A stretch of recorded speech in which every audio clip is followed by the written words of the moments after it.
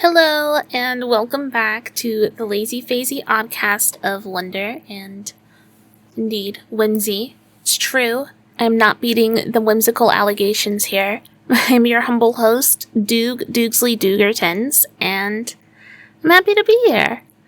I'm trying to learn how to just, jump into the episodes without too much of an intro, but today, I did want to personally welcome you and introduce you to a new series, on the Oddcast, A Cosmic Glimpse. So this is what I've been talking about for a little bit. We are finally here.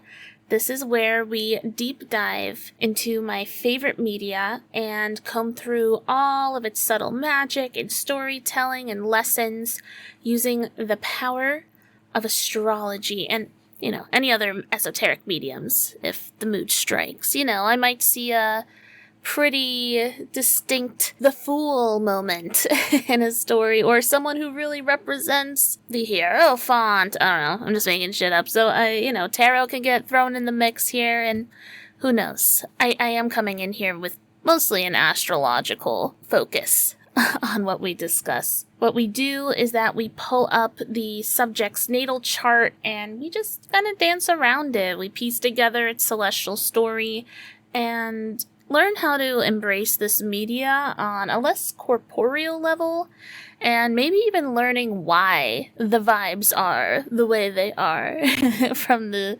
creation, right? I think back to the time when I was just learning about astrology. And one of the learning prompts that was given to me was look up your favorite musical artist, the lead singer or whoever writes the songs, and see what placements you have in common with them. And lo and behold, I pull up the lead singer of Say Anything, which has been my favorite band for a long time. And wouldn't you know it, the lead singer and I share a Gemini moon down to the degree.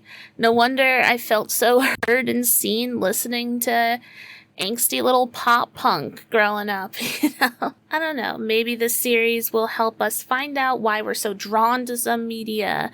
Maybe you're sharing a placement with, today we'll be talking about Breath of the Wild and Tears of the Kingdom. Maybe you'll find out why it's so relevant and fun to you. Or maybe if you've never played them before and you're just listening just because, maybe you'll hear something that reminds you of you, capital Y, brings you back home to yourself, and maybe you'll dip your toes into a new story, a new video game. And speaking of which, what we're mostly going to be covering here are video games, anime, and manga, and cartoons. That's pretty much all I ingest media-wise, so you're not going to see a lot of IRL discussion here. I'm also getting pretty deep into books, though. I don't know. We'll see. I hope that the combination of, my Gemini trivia brain and my inherent desire to just gobble up everything I love whole and all dimensions of it, and my desire to be a better astrologer can equal out to an intriguing, curious, bewitching space where we can not only learn more about astrology together, but we can also just muse about some of Earthling's greatest creations, in my opinion. I also want to say about spoilers, because sometimes some media cannot be discussed without also spoiling the subjects. That is not the case today. I did have to pull back on discussing some things, but it's called A Cosmic Glimpse. There's only so much deep diving I can do when I give myself an hour time limit. If I ever do have to discuss spoilers, I will make sure to keep them at the end of the episode so that anyone who wants to listen spoiler-free will get a very distinct warning to turn off the episode and that we can just wrap up there if we need to. And if there's ever an episode where there's just the whole episode is a spoiler, I will say that within the first 10 seconds of the episode, which might actually be happening when I have Nimbly on as my first interview guest. Next episode, actually, because I don't want us to censor ourselves, and that's gonna be the case for anything regarding spoilers on this channel, so I'm just wanted to make that clear since I've never communicated that before. So with all that being said, I hope that you enjoy this cosmic glimpse, into the astrology of The Legend of Zelda, Breath of the Wild, and Tears of the Kingdom. My earliest memories of Zelda coincide with my discovery of video games in general. I grew up watching my uncles who, as I've gotten older and can look back, they definitely felt more like older brothers to me. I was an only child, so I always tried to hold on to as much family time as I could get, and video games was definitely an aspect of how my family has shared hobbies together and enjoyed our time together. I watched my uncles play various Hyrulean adventures like A Link to the Past. I remember crawling onto their backs to watch the Oracle series being played on their tiny little Game Boy screens. I do the same with Pokemon as well. But one of the big moments, and you know how we have like those childhood moments that for some reason they're just so vivid in our head, and it's such a mundane moment that just sticks with you. One of those for me was I was between like the ages of like 5, 6, 7 years old. I was sitting in my cool little kid's recliner chair. Really dope looking back. I used that till I was like 15. Like, it was such a comfy little chair. And I was sitting there on my Walkman, listening to my newest CD, Tattoo, All the Things She Said, literally all the things she said, like literally listening to that song. And one headphone on, one headphone off, because I was watching my uncles play Ocarina of Time. Duly noted that in true Gemini fashion, I'm being bombarded stimulationally. Music, gameplay. I was also reading the Prima guide at the time, or I forget what guide it was. It might have not been a Prima guide, but I remember being flabbergasted because not only did it say hell, it said damn.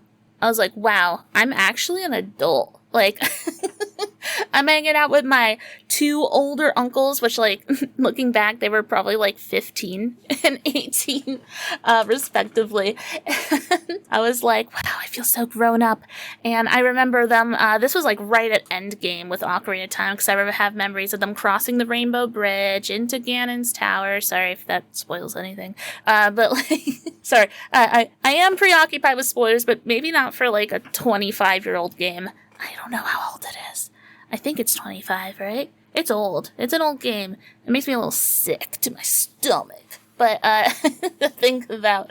But, yeah, I remember watching that, and very shortly after that session in particular, because I didn't watch the whole game, but, sometimes they'd go out and play in the family room instead of in their room. So I'd always, like, take those moments and really treasure them, because once again, only child. I didn't have a lot of people to play video games with, so when my uncles, who were, like, just old enough where I was just, like, an annoying kid at that time, rather than a compatriot in their growing up, they didn't really prioritize time with me. So when I got time with them, I really took advantage of it, and especially video game time. It's always been one of my favorite hobbies. And like I said, so shortly after that time, I began my own file of Ocarina of Time, and I'm kind of amazed at how far I got into it at that age. I was probably a couple of years older at this point, maybe like 9 years old. And I know it's like an all ages game, but like, video games were hard back then. I'm kind of amazed at what myself and other people like are capable of, and even watching my little cousin play modern games. She's a little bit older now, but I remember her being around like 9, 10 years old, and I'd be like, wow, could I have done that? Like, figured out that puzzle and stuff? But lo and behold, I made it to Adult Link, and I was nearing endgame when, first video game trauma incoming, the cartridge deleted my save file. Womp womp, I cried, of course. I mean, who wouldn't? Like, that's horrible. It's a long game. And I did not touch Ocarina of Time for a long time after that, but that definitely started my enjoyment of The Legend of Zelda, and I played most mainline games since then. I played Wind Waker when it came out. I played Twilight Princess when it came out. That's a game I want to replay, because I haven't played that since I was a kid. Or I guess like a teenager in my case. And I don't think I truly understood the depth of the story back then. But now that I'm like Lord of the Rings pilled, I can kind of appreciate the high/dark fantasy setting and storytelling that the game produced. And also at that time, too, I was so into the Wind Waker style. I've always been a fan of, like, chibi art. And then Twilight Princess came out. I was like, ugh, gray, brown, dark green. I wasn't feeling it. But now I think I could enjoy it more. Wow, just talking about this, that might be one of the next games I play. I also want to say that I am a Spirit Tracks apologist. I think it's one of the best games. Okay, whoa. Hold on. I'm getting a little ahead of myself. Is it a good game? Debatable. Is it a fun game? Yes, I think so, at least. I had fun playing it. I also really valued and enjoyed the Edward, Alphonse, Elric sort of thing going on with Link and Zelda. And I know all of us Zelda fans have been crying for a nice, strong, fuck yeah moment from Zelda herself. I was really banking on Tears of the Kingdom giving us playable Zelda, even if just for a little bit. But alas, one day we will get that. Surely, Copium. Maybe. We'll see. I also found a lot of peace and joy and safety in Majora's Mask, which is my favorite video game. Full stop. Zelda game, video game, it's changed my life forever. I played it during a really, really dark time when I was just, when you're, maybe you don't know. I hope you don't know. But in case you do know, when you're just, so depressed, your bones hurt. I was in college. I wasn't going to class. I was either sleeping for 18 hours or going on, 48-hour benders and sleeping for 3 hours.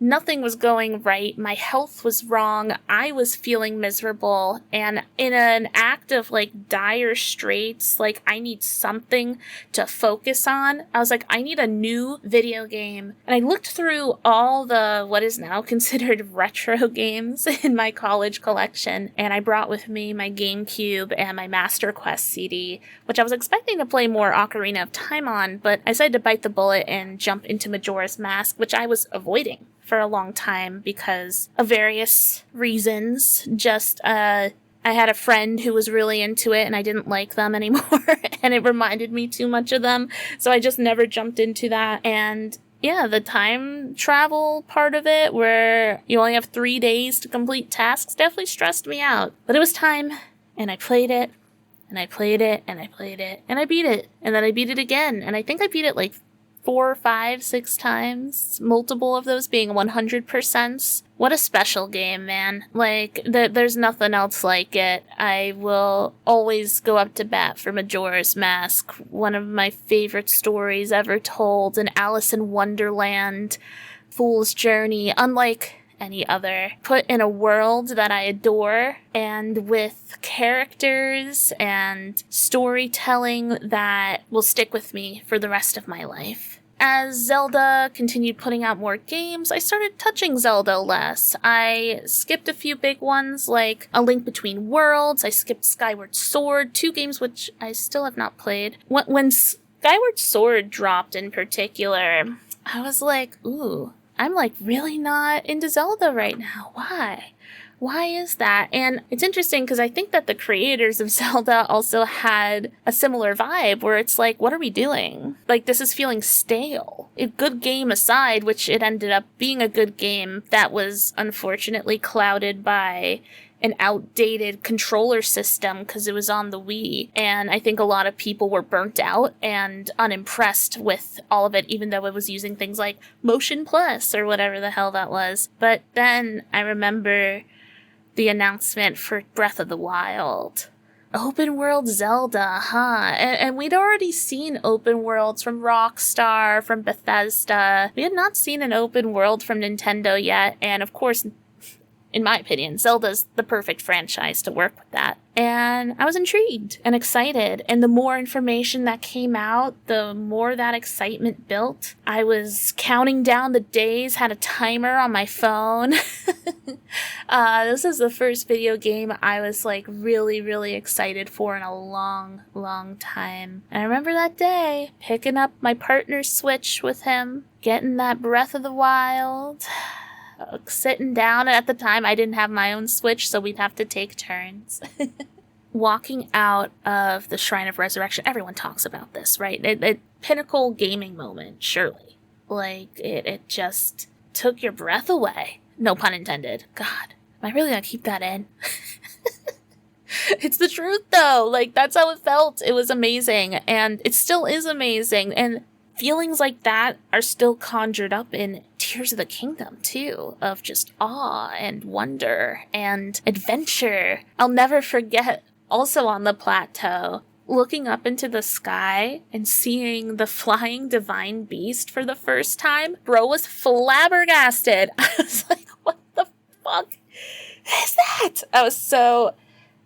Oh man, I immediately put hundreds of hours into that game, and sorry if I sound weird, it's because I'm stretching really big. I've been sitting for a long time. No one asked. And, like, this game was just so highly anticipated. I was immersed fully. And there was a long time that I was like, what is my favorite game? Is it Majora's Mask or Breath of the Wild? I still maybe don't know the answer to that. Okay, I do. It's Majora's Mask. But, like, honestly, Breath of the Wild's a better game. You know what I mean? I talk about that similarly with, like, Ocarina of Time, too. I feel like Ocarina of Time is a 10 out of 10 game. Perfect game. But I like Majora's Mask more. Ocarina of Time is just the better game, surely. And, I mean, that's also a product of its time. Bigger memory on cartridges means a bigger world and more story to inhale. It's an interesting word to use there. I mean, breath. Okay, I gotta chill.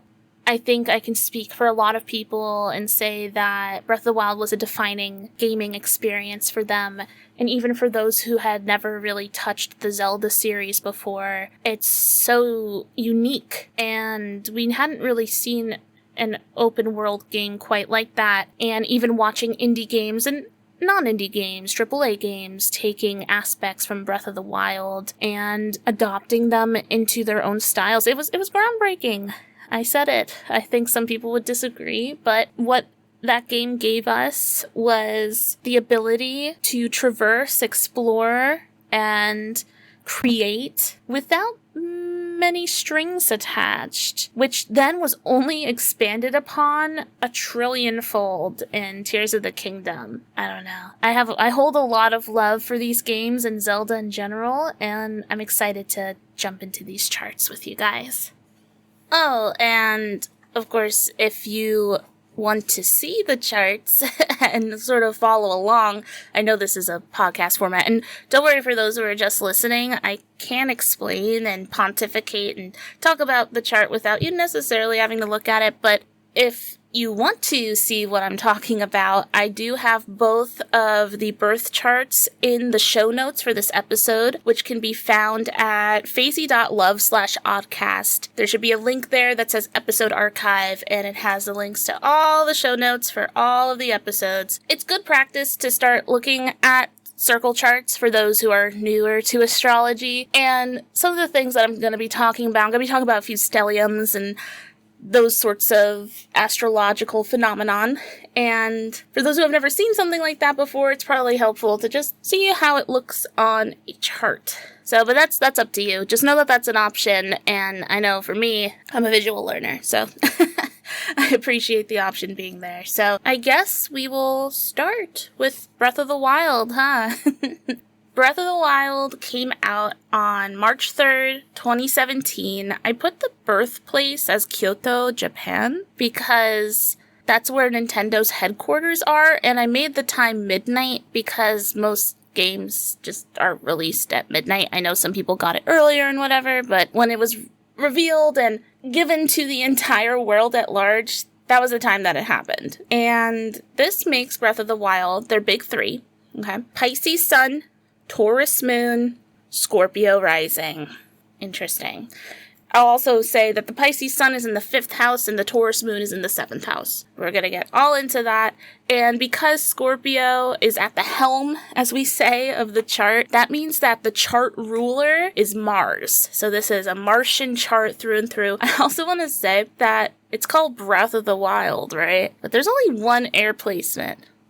What? I know. Silly. It's actually predominantly a water chart, and a big part of this water dominance that goes throughout this whole reading really is the 5th house Pisces stellium. So a stellium is when there is well, and this is kind of hard to explain. I think a lot of astrologers use slightly different criteria to describe and create a stellium, but this is undoubtedly a stellium, I feel, because it's, I'm going to say like 3 to 5 planets in a sign or close together in degree. I use whole sign chart readings, so no matter what, everything in one sign is going to be in one house, and they're going to be, I guess, a little more clearly interconnected.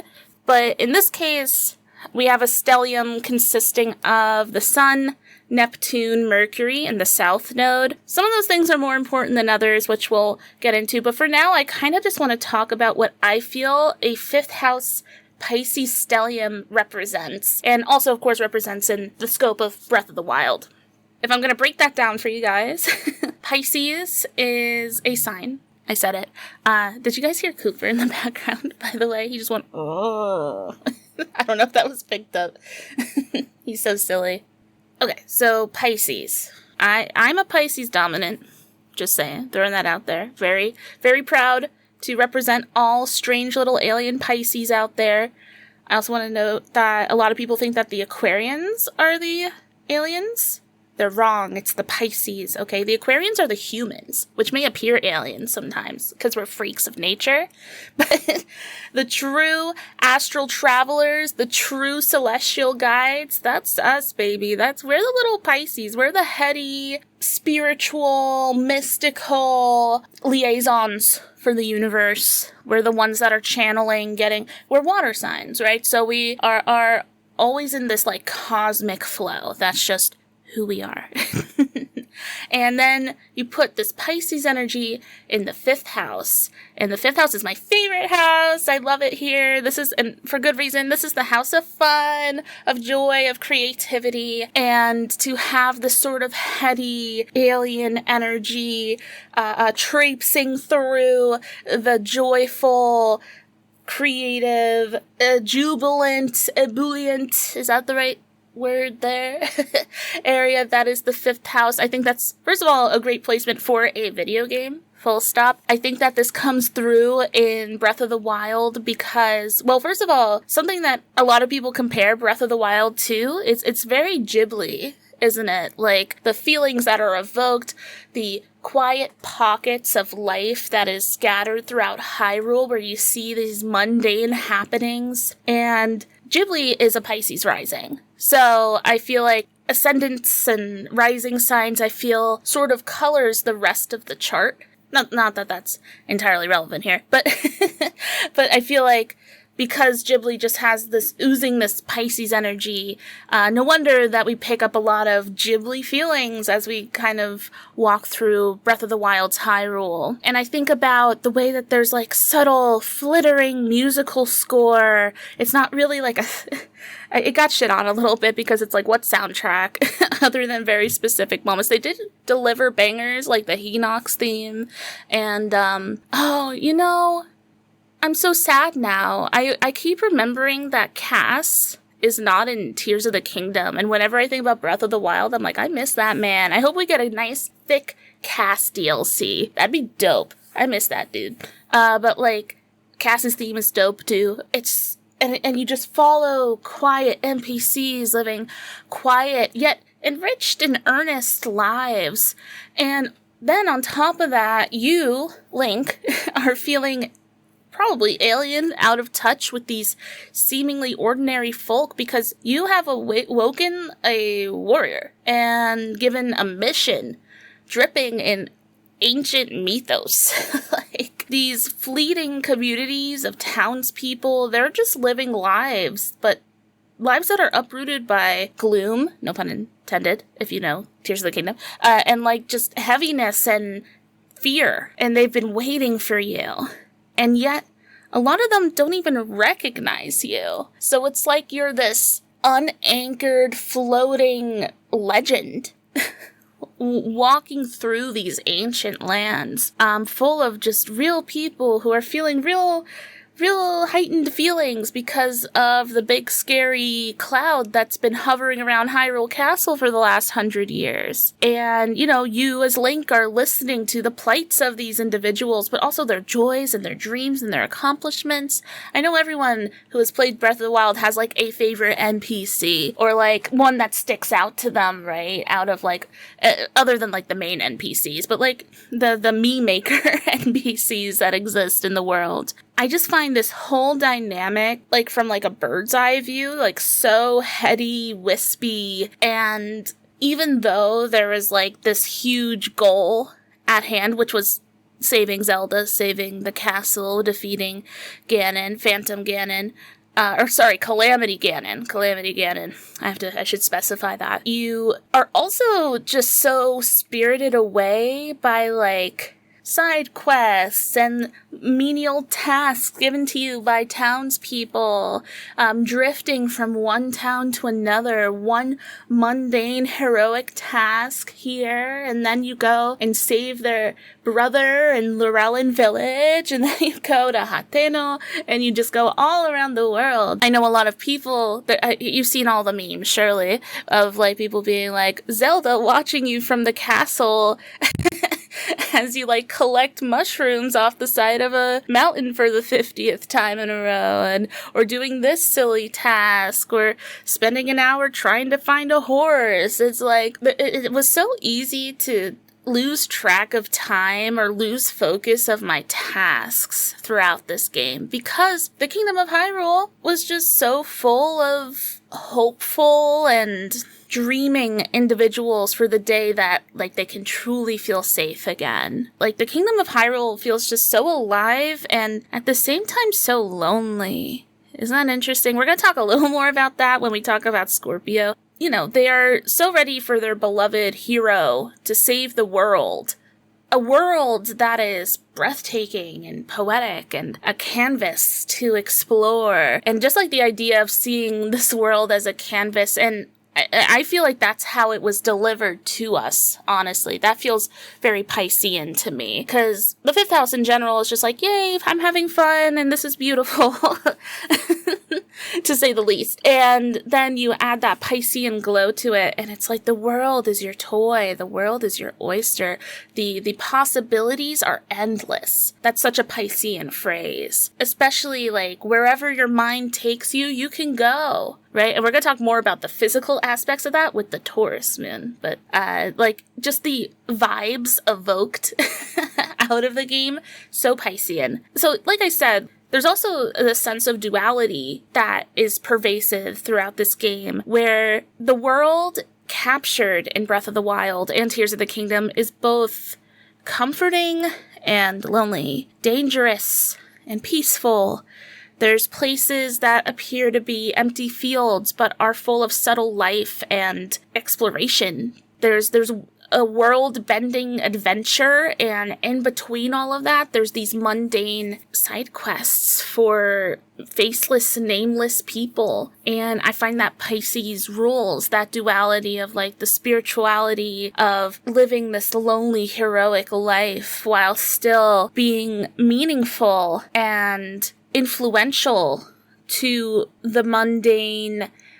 I'm saying that word a lot, but that's what this game conjures up. This, like, you are a legend, but you're also here to help the farmers, the consumers, the villagers, even the little doggies you pass by, right? That duality of, like, this heady, lonesome journey and the connections you make along the way, and finding the balance between the two. Some other Piscean things that come up in my head is, this is the first game, this might be a little roundabout, but I think it checks out. This is the first game with climbable walls. And this is yet another thing I want to talk about at a better time. But the creators mentioned that they really wanted to take the essence of Zelda into this game, but also break down a lot of the barriers that they considered to be essential to Zelda and throw them out the window or invert them on their head. And one of those things was impassable walls was how they worded it, being a core component of previous Zelda games. And tell me if there's anything more Piscean than breaking down boundaries. It just makes me laugh to think about.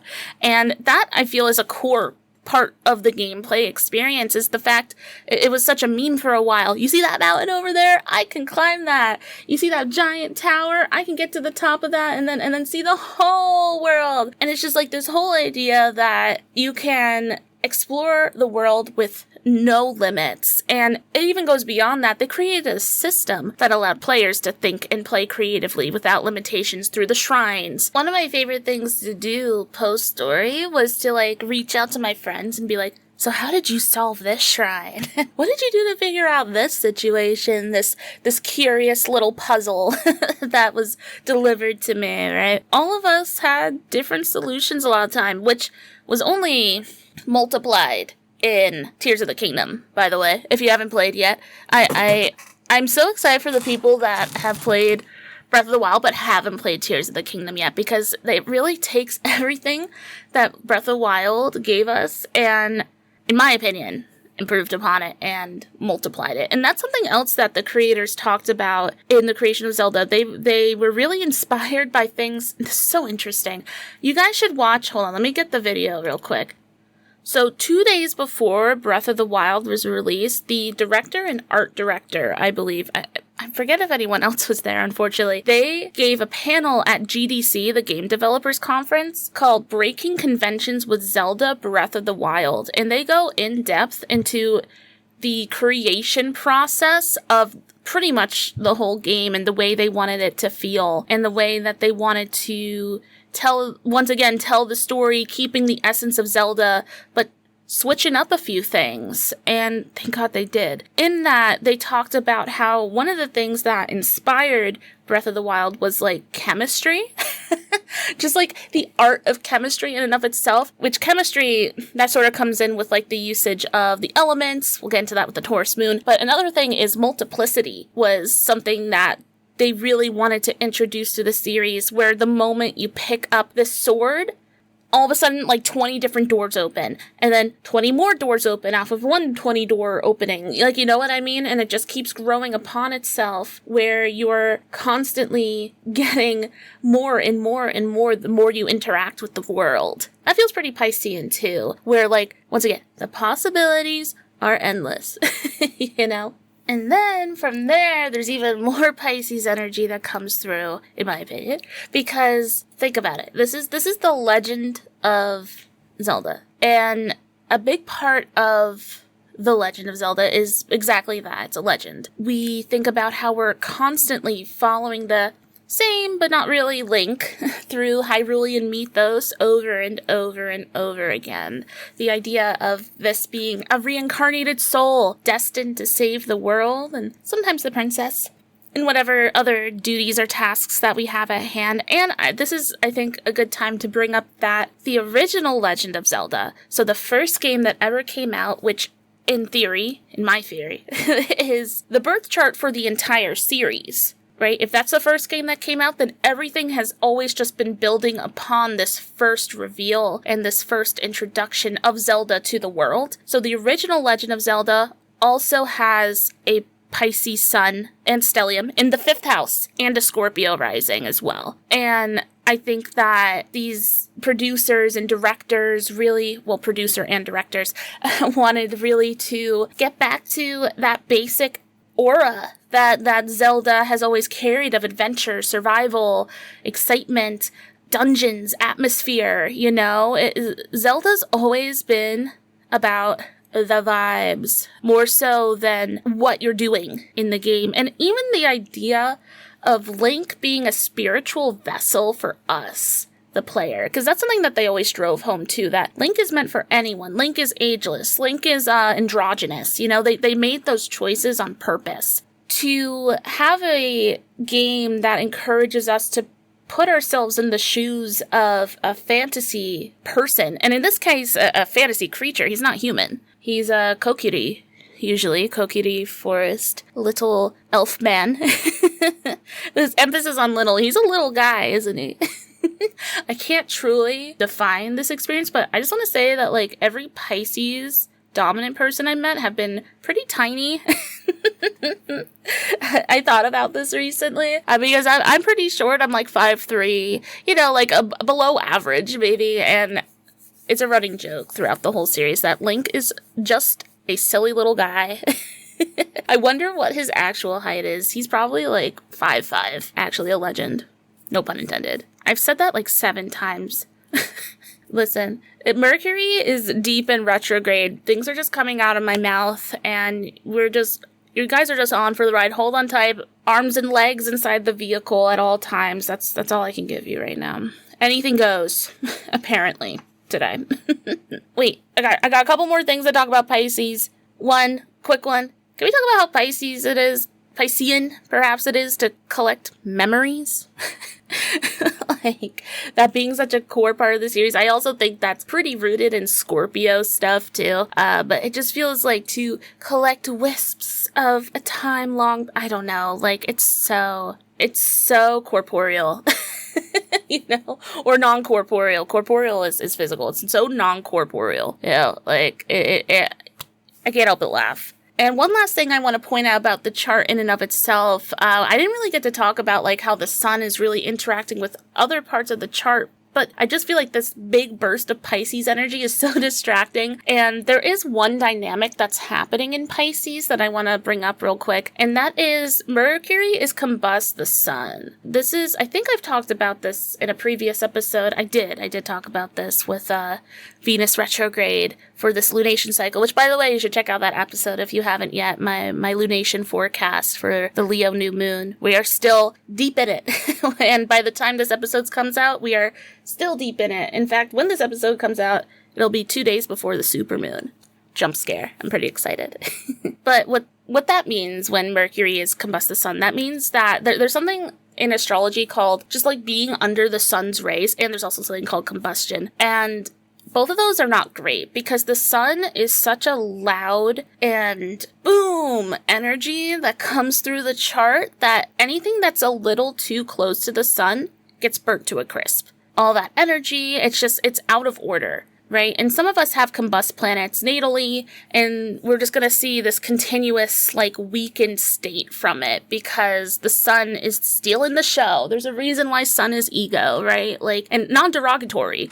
It's just the identity of the sun is so loud. I mean, even like the sun in and of itself, astronomically, is, you literally can't get too close to it, or else you're going to die. In the astrological sense, if there's a planet too close, it gets super dehydrated and just really struggles to get its voice heard. And speaking of getting its voice heard, the planet, in this case, is Mercury. And Mercury is pretty commonly, like, in this state, honestly, because Mercury can only be so far from the sun astrologically. I think it can't ever be more than 2 signs before or after the sun. It makes sense just because of the way that it is so close to the sun, the orbits. It's the way that it's math. Trust me, it makes sense. To me, when I think of Mercury under the sun's rays, combust beneath the sun, first of all, Mercury rules things like technology. And I also want to say that Neptune is also combust the sun, which Neptune definitely rules technology, but I don't really work with outer planets too much in that way. To me, like, the outer planets are more representative of like these big sweeping like eras of time, or like time periods, because they move so slow. It is sort of interesting though, because this game came out the same day as the Nintendo Switch. Neptune, playing with like the internet, ruling the internet and stuff like that, and ruling technology and like the production of technology on like a widespread scale. And then it sort of being combust underneath the sun for the Switch in particular. And I think that rings true for the Switch, because I don't think a lot of people, when they think of the Switch, they don't think about like how much of a technological masterpiece it is, and more so that like, yay, I'm having fun. Like, this is a fun console. And I think that how impressive the system is gets overshadowed by a lot of other things. But okay, I just got a little ahead of myself. But then we look at Mercury, and I think this also talks about like the inner technology of Zelda. think about it. Not only did this game come out on the Switch, this game came out on the Wii U. The Wii U. And if you don't know, the Wii U, not a great console, unfortunately. I loved it because I'm a Splatoon head. Okay, like I'm deep in Splatoon, which will be an episode, by the way. 1,000,000% love Splatoon. The fact that they put this banger of a game and it's thickums, right? Like there's so much you can do, and Zelda's always been pushing the limits of hardware, starting from the very beginning with The Legend of Zelda, where they had to fit a whole game on, what is it, like 114 kilohertz of data.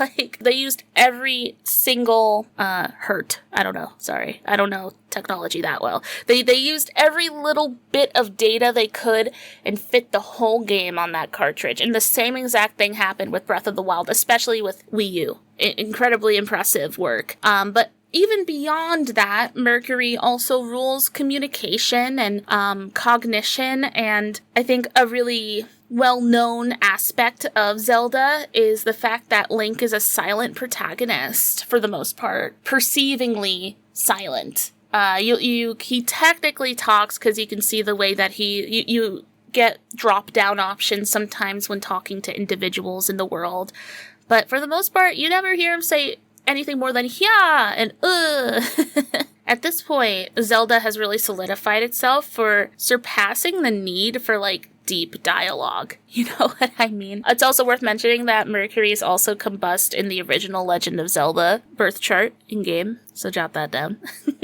But once again, I said it before, I'll say it again, Zelda predominantly is about the vibes. Okay, and that's what the creators wanted too. They want Zelda, and especially Breath of the Wild, to be about the feelings evoked and the adventure imbibed. Ooh. Did I say that right? God, Mercury's hitting a little hard today. I'm feeling a little combust.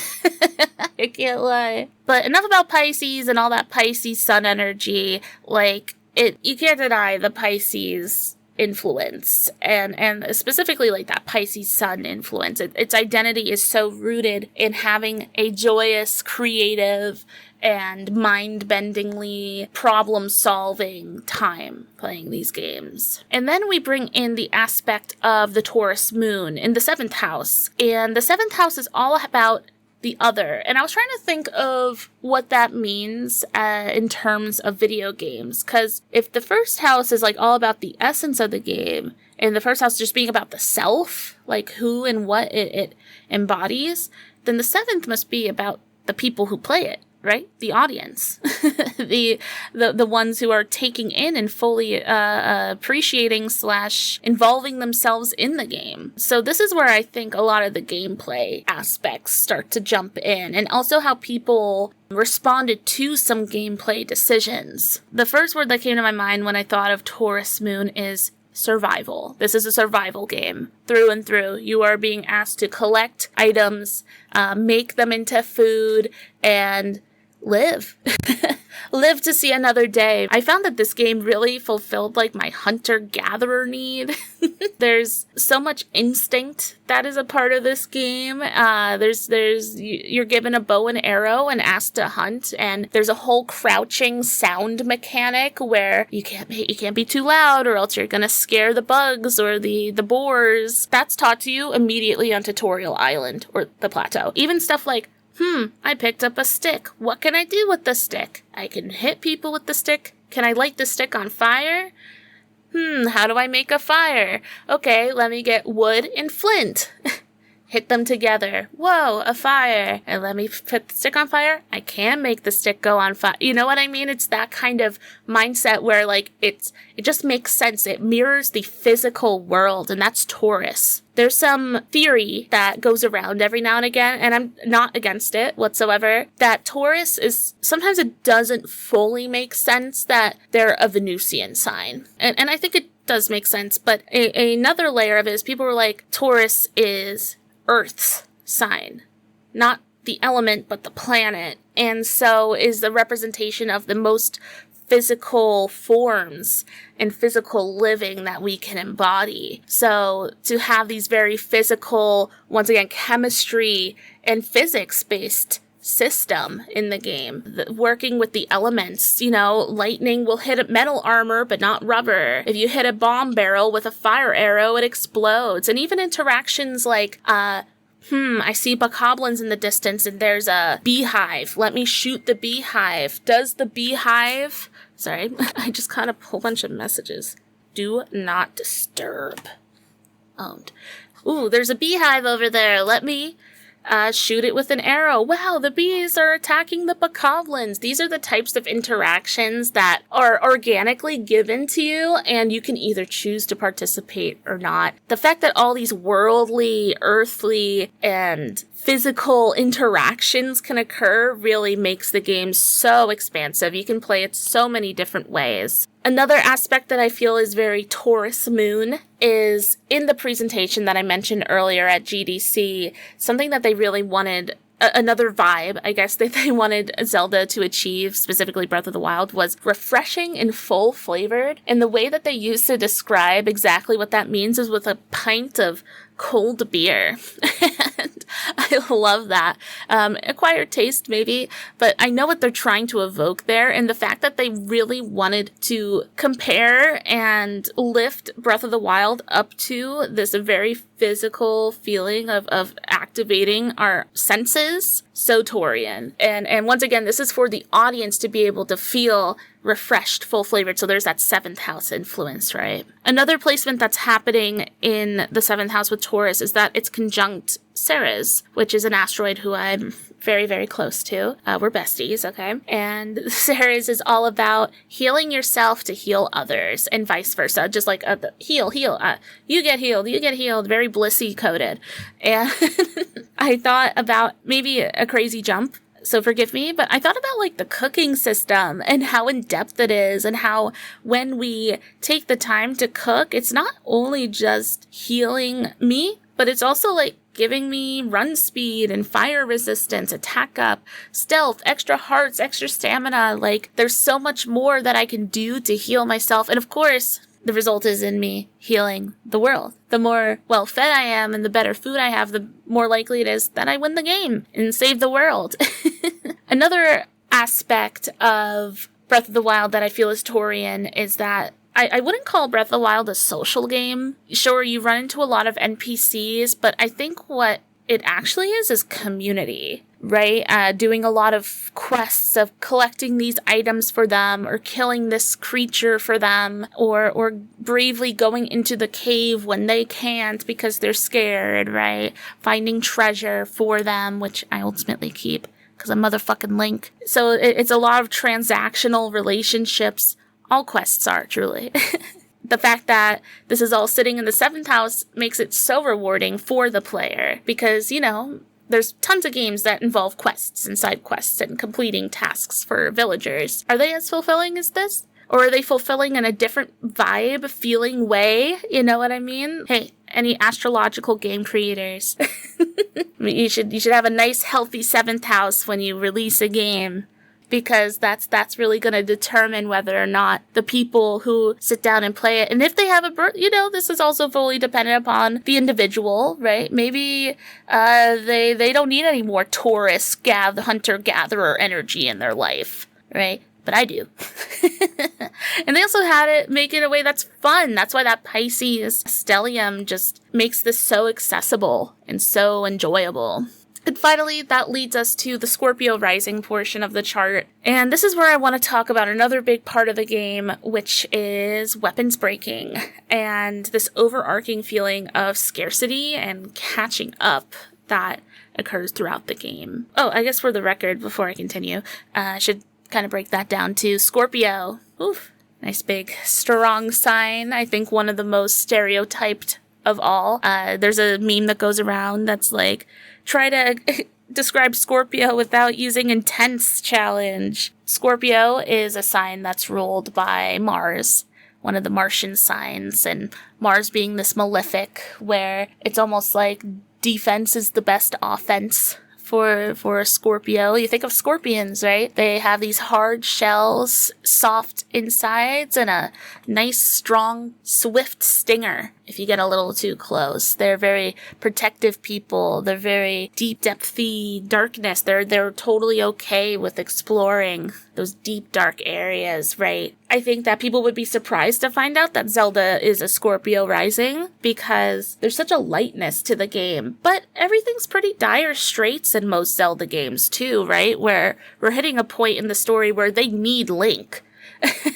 There's always this sense of danger in Zelda, and I think it only gets amplified in this game because the way that you're interacting with the world, unlike other Zelda games where, like, you are given the sword, I'm thinking of, like, Ocarina of Time in particular, and you have your inventory and you have your key items. And you do have a few key items in Breath of the Wild and Tears of the Kingdom as well, but, like, you don't lose the sword, you don't lose the shield, for the most part. You were always at least rooted in the fact that you had your amenities at your disposal whenever you need. But a big complaint about this game is the weapons breaking. And I don't think it's as big of a character flaw as other people do. I feel like that this game is truly teaching us how to find and capture and maintain the joy while it's still there. And despite the suffering of knowing that it will break. I don't know, it's quite Buddhist, isn't it?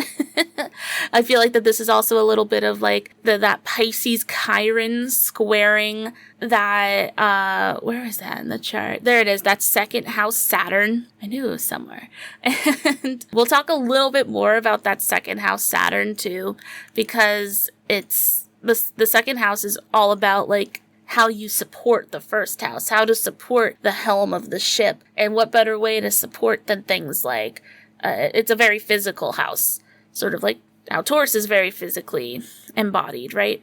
Not a 1-to-1 ratio. Don't think that Taurus is second house natures. That's actually a big misconception with astrology. It just in this moment as I'm describing it, they're holding hands a little bit.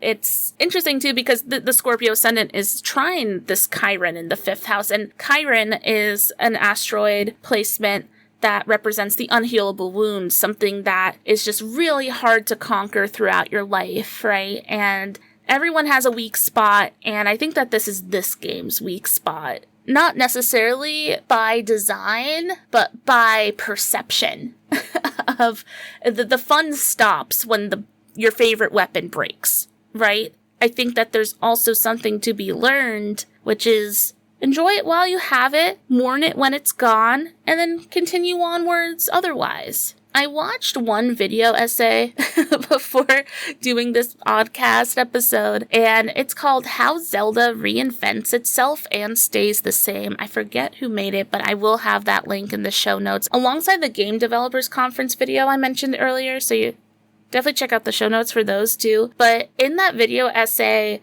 the essayist, I don't know, what? The video, it's just one of those episodes, huh? The guy who made the video brought up 2 phrases that I felt were so Scorpio and so relevant to this discussion, which is nothing is precious and nothing lasts forever. And the nothing is precious part is so interesting because everything in the game breaks, and then when it does, all you have left in your inventory is that torch you accidentally picked up when you were spamming A button and the rake that you got at the stable.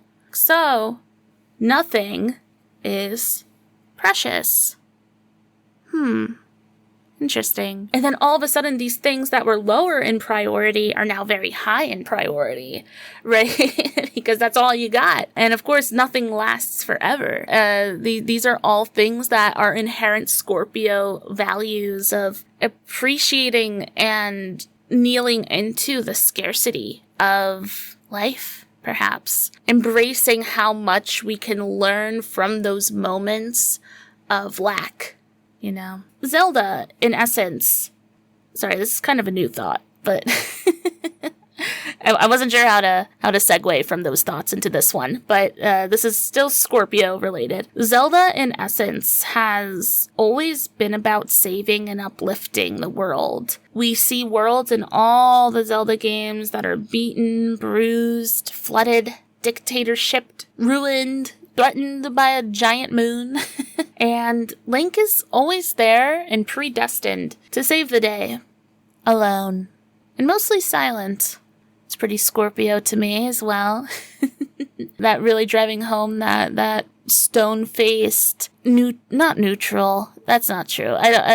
Stone-faced appearingly, right? And that's that ascendant, right? But really, he has a deep love, respect for Zelda and Hyrule in and of itself. Yeah, very Scorpio, I feel, is the journey, right? And all Zelda games, have we ever had, like, other than the goat spirit tracks, have we ever had a Zelda game that has, like, a sidekick that isn't ourselves even? I think you have, like, 4 swords. You know, and sometimes we carry around like Princess Ruto and stuff, and sometimes we have a bunch of little chickens follow us when we wear a certain mask, but not for a very long time do we have anyone traveling with us. This is Link's burden to carry. Well, we can't say that he doesn't do a good job.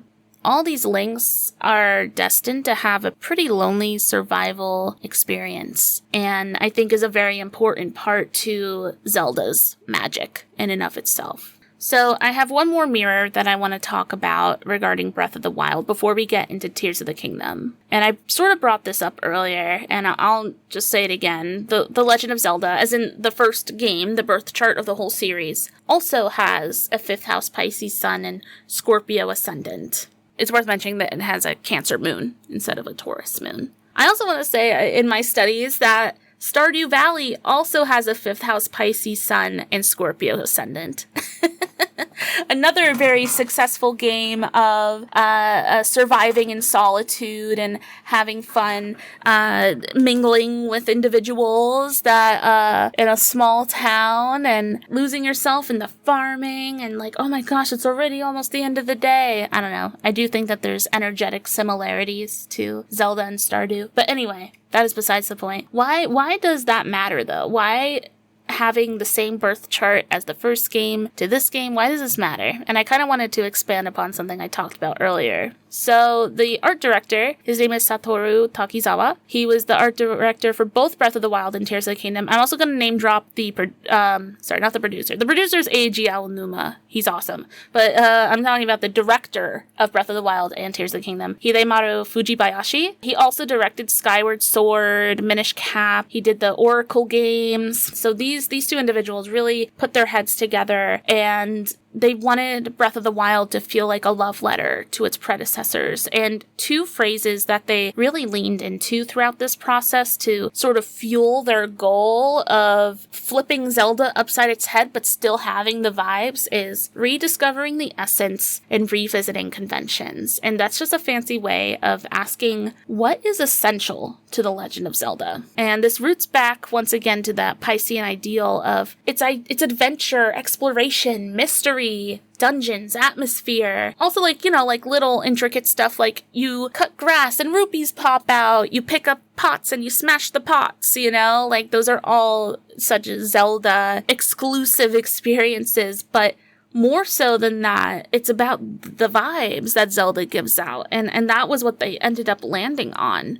By the way, just as an aside, when will Pokemon learn this? Are there any other jaded Pokemon fans listening to this? I am so done with Pokemon, man. And Pokemon's my favorite series. And I'm hitting this point where I've been playing it since game 1. When will we get back to the sense of excitement and adventure and just like wanting to be the very best like no one ever was? I don't know, like I have not felt that way playing Sword and Shield. I skipped Scarlet and Violet. I would put like a shocked voice track in there if I could. Like that's, I've never skipped a Pokemon game before. I cannot believe it. Like, when will we go back to the soul of Pokemon instead of giving us, who cares about these mega ass Pokemon? I don't even know what they're called anymore. What are these little crystalline fucks? They're like, give me a cooler world, man. Arceus was close. Arceus? Now that was that is, I feel, a very full feeling Pokemon game, but they weren't there yet. They were still so focused on like this video game championship aspect of like how all the moves interact with each other, which is valid and real and important. But like I want the vibes, man. I want Pokemon to feel like the way it did back then. My heart. Sorry, I got it. Whew. Pokemon. You're on thin fucking ice, Pokemon. You gotta get your shit together, please. I want to play your games again. Please.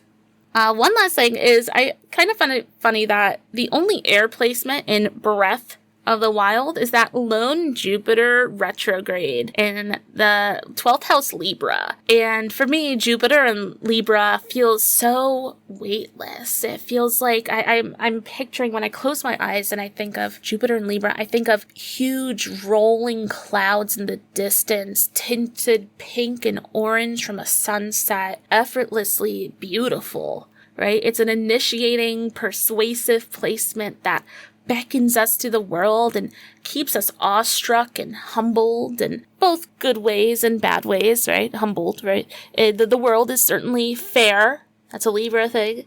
You hit a bokoblin, they hit you back, you know? Jupiter being in retrograde means that this is not going to fulfill us, though. We're going to end the game and we're going to be like, I want more. This game will not satisfy us alone.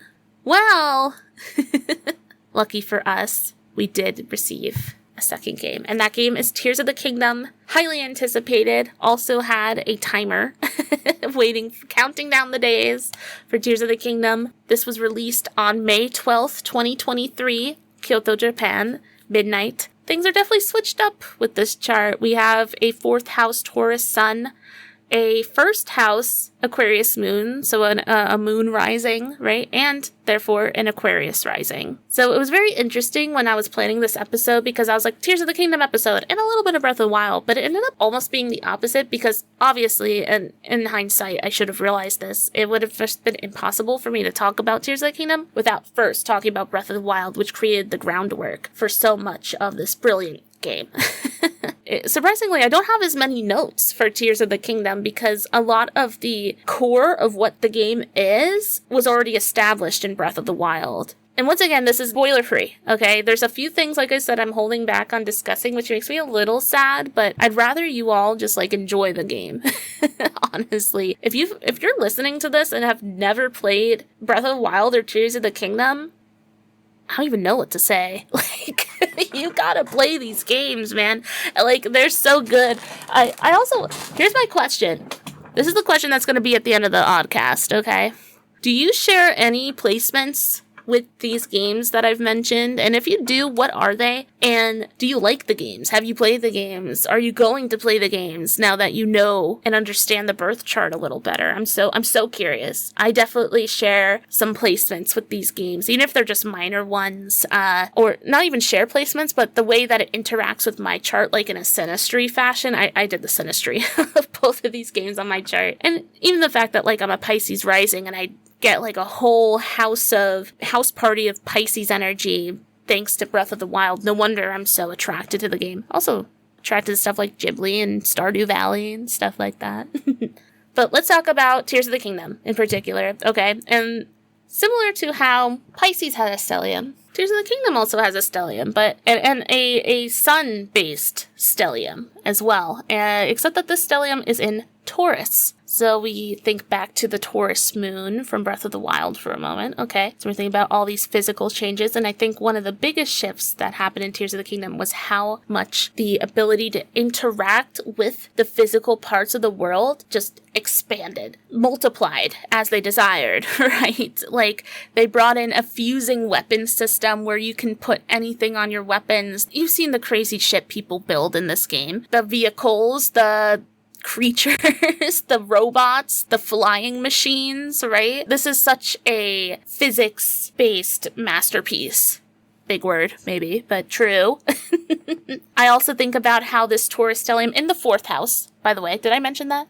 In the 4th house dealing with our roots, how we feel comfortable, our home, our family. It brings us back to Hyrule, a peaceful, easygoing world now that you saved it, right? for the most part, other than the drama that's occurring currently in Zelda. It healed by your hard work and your devotion and your destiny, okay? The world feels fuller, it feels more hopeful, safer, just in general. However, there is an evil that is looming with the disappearance of Princess Zelda, which we're going to talk about a little bit when we talk about Aquarius stuff, okay? So not to mention that the main story of Tears of the Kingdom is all about discovering Hyrule's heritage in both land and leader, and how one of those heroes that helped build Hyrule to what it is trying to return home, fourth house. Okay, and even words like heritage, like ancestry, these are all fourth house concepts, right? You explore this local ancient history of Hyrule and the tales of ancestry that are woven and hidden in little pockets throughout the land, and the prehistoric civilization of those gods that came down from the sky, and what that means for us right now. And once again, I don't want to spoil too much, but that's you learn this very early in the game, so that's not too huge, like first 10 minutes tops. That is just so fourth house Taurus embodiment, in my opinion. Also, in Tears of the Kingdom, you get a house! Finally! People have been asking for houses in this game, so you get a house. Huge fourth house Taurus moment, I know. But also, I want to talk about this Aquarius moon and rising, and also Pluto, which I think ends up being a little like mini stellium of joy. I don't think many astrologers would call this a stellium, because some astrologers don't really use the ascendant point as point to consider in the stelliumness. I want to in this moment, though, because like this Aquarius helm sort of bringing in this Aquarius energy to the game, which brings in I think the sense of mystery. And this game feels a lot more serious than the first game, because we're building upon a lot of question marks that were delivered to us in game 1. So now we are thrown deep into a mystery. This game starts with a mystery that slowly reveals itself over time, which, like I said, unlike Breath of the Wild, which gives us a directive immediately, which is help the divine beast, go to the castle, save the princess, right? This is a little bit less direct. This is a little bit more roundabout and requires some thinking on our parts and some I wonder what that means. Wow, like, I don't know, like, it's more questioning than awe-inspired, like I felt in Breath of the Wild. I'm still, trust me, I'm still bawling my eyes out when I see a pretty sunset, like in the Akala region, right? I feel like this game was fueled so much more by whys. Why did this happen? Why did the people respond to it like this? And these kinds of questions, and even like, where is blank? What is happening? These questions that we ask ourselves as we play through the game are just louder, I feel, and that's very Aquarian, just trying to get to the bottom of things, right? Trying to fully understand the experience that we're going through. Having an Aquarius rising for a video game can be tough. It might appear appealing to a selective audience, and in this case, people who have played the first game, and not to others. I think that this game also provides a lot of depth and thought processing, and the kind that stimulates our heart space, and that's where that moon comes in, right? The moon's our heart. It always is. It's our emotions. It's the way that we process the world sort of filters through our experiences, right? We filter things through our heart, and that's how we expand ourselves in theory, or squeeze ourselves a little tighter because of how we perceive the feelings that go through us. Some people are more likely to embrace our emotions, and some people are less likely. And I would say that, and unfortunately, like, Moon in Aquarius is a little bit of a emotionally constipated placement.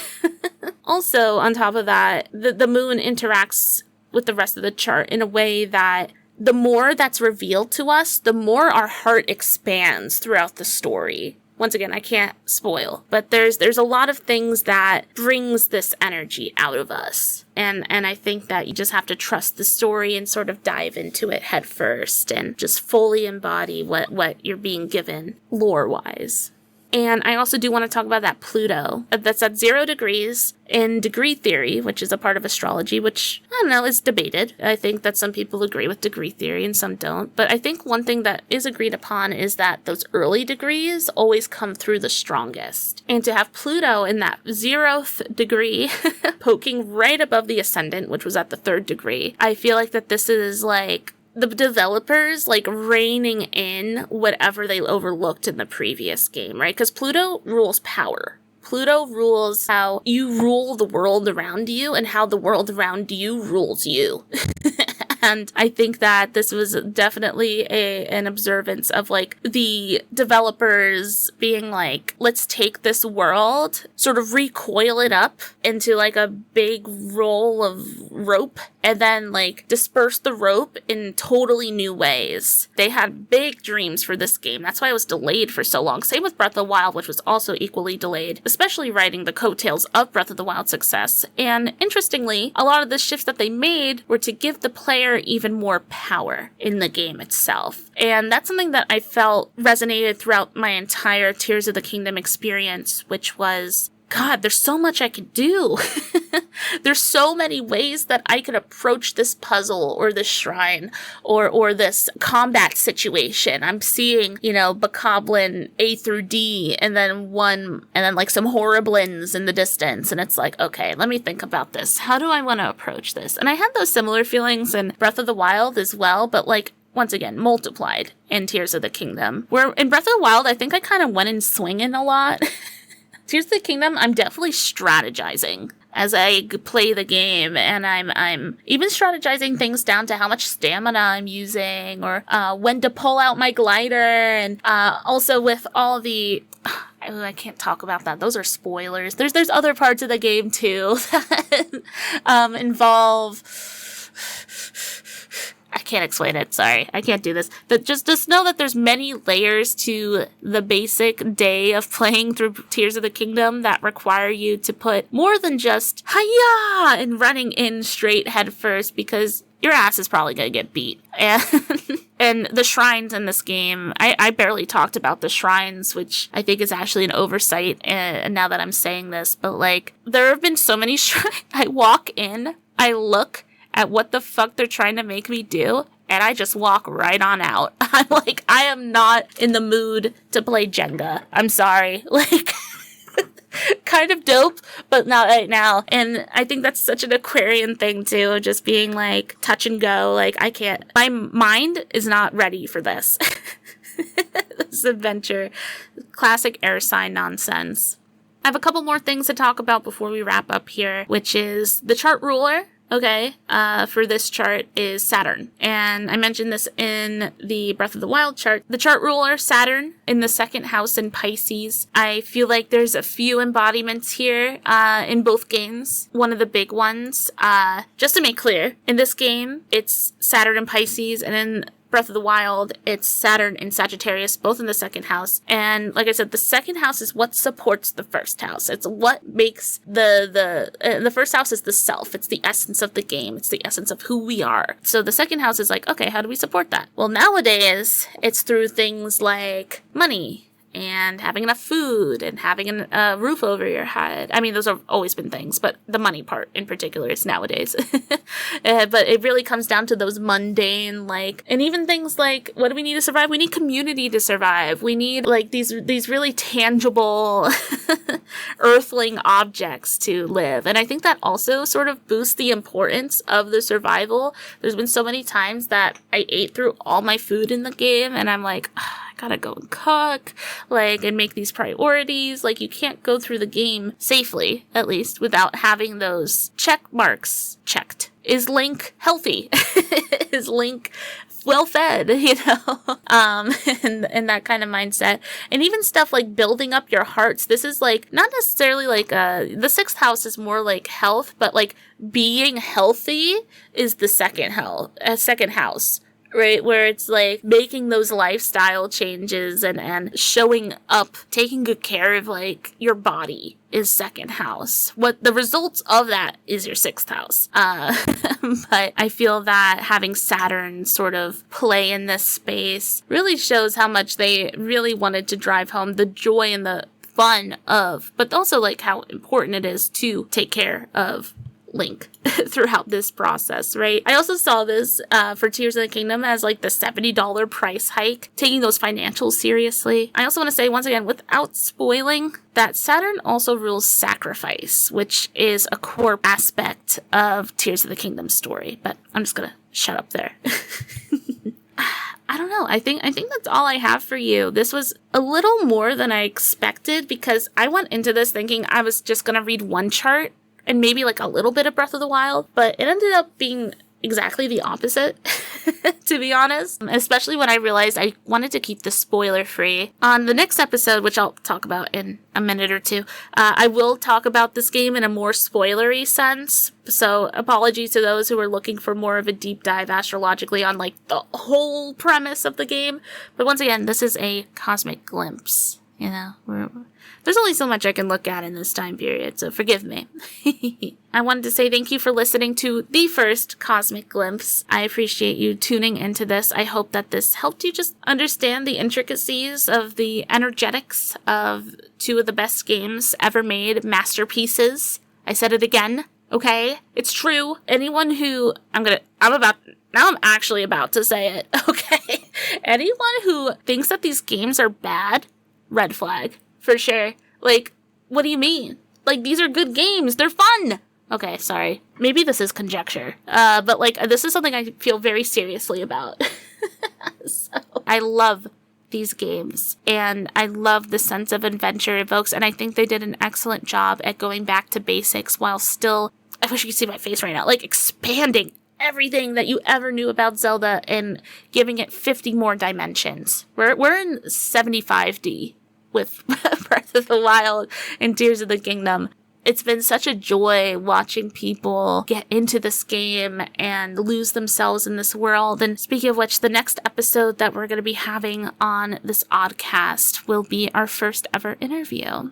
And I will be interviewing a friend of mine named Nimbly. She is brilliant. She is a streamer on twitch.tv. Everyone should go follow her, by the way, even before you watch the episode. She streams pretty regularly. It's her full-time job right now, I believe. She very recently played Breath of the Wild and Tears of the Kingdom. And I just want to say that Breath of the Wild was her first Zelda game ever. I love hearing that. And she went back. She went back to the past. Wow. What? Angry video game nerd in 2023. That's nuts. She went back to like Ocarina of Time and stuff after playing Breath of the Wild.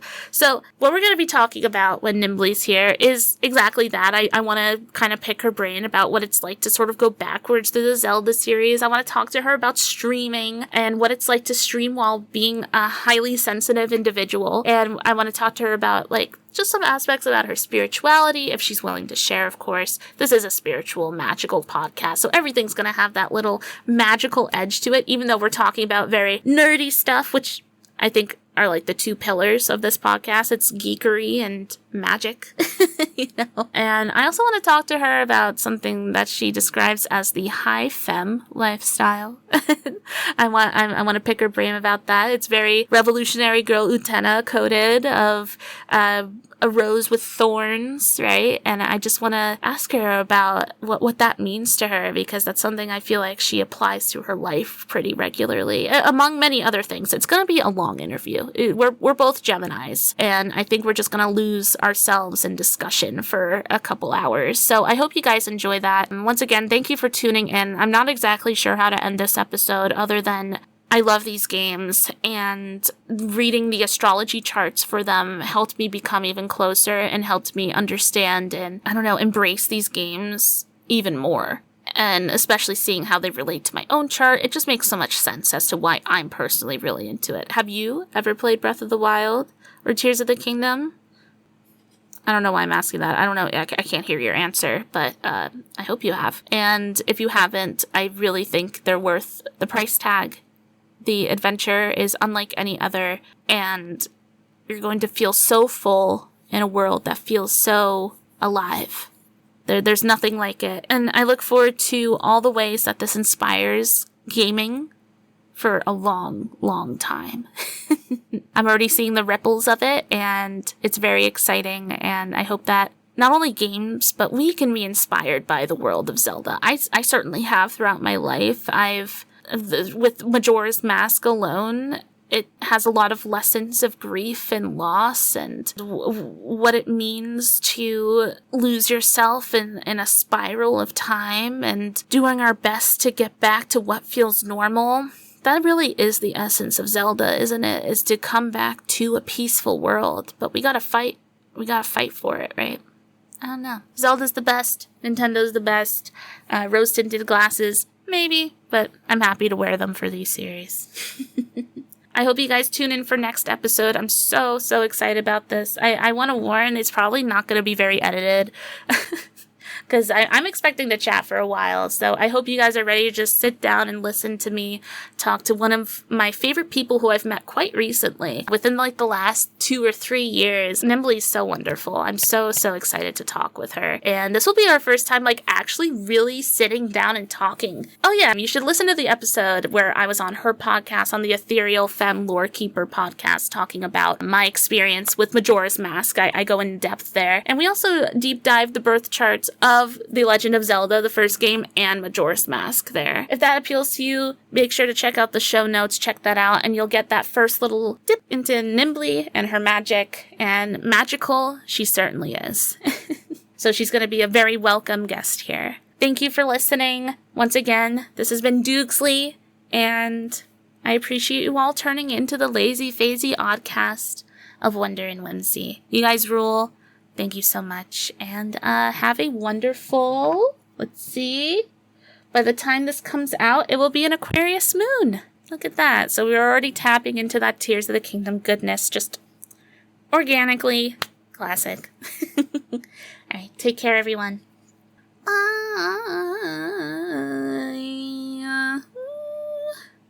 God. This is such a Mercury retrograde episode. You guys don't even know what happened backseat.